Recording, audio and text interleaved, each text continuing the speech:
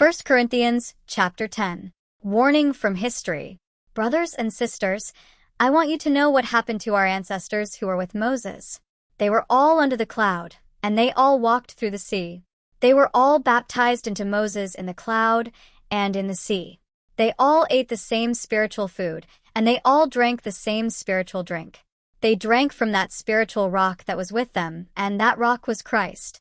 But God was not pleased with most of those people, so they were killed in the desert.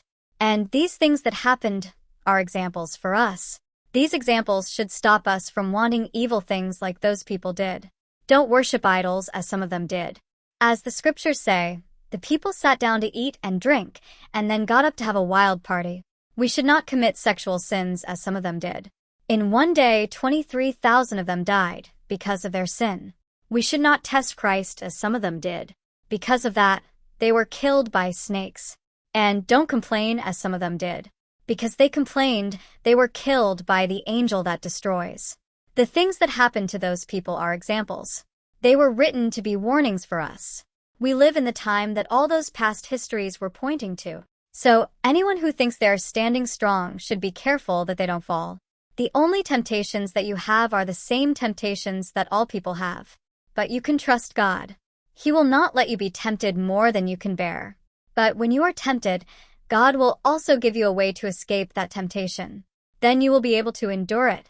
So, my dear friends, stay away from worshiping idols. You are intelligent people. Judge for yourselves the truth of what I say now.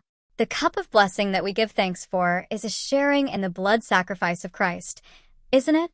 And the bread that we break is a sharing in the body of Christ, isn't it? There is one loaf of bread, so we who are many are one body, because we all share in that one loaf. And think about what the people of Israel do.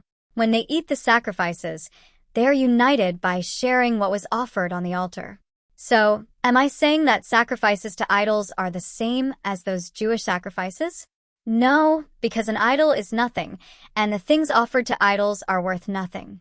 But I am saying that when food is sacrificed to idols, it is an offering to demons, not to God. And I don't want you to share anything with demons. You cannot drink the cup of the Lord and then go drink a cup that honors demons. You cannot share a meal at the Lord's table and then go share a meal that honors demons. Doing that would make the Lord jealous. Do you really want to do that? Do you think we are stronger than He is? Use your freedom for God's glory. All things are allowed, you say. But not all things are good. All things are allowed. But some things don't help anyone. Try to do what is good for others, not just what is good for yourselves. Eat any meat that is sold in the meat market. Don't ask questions about it to see if it is something you think is wrong to eat.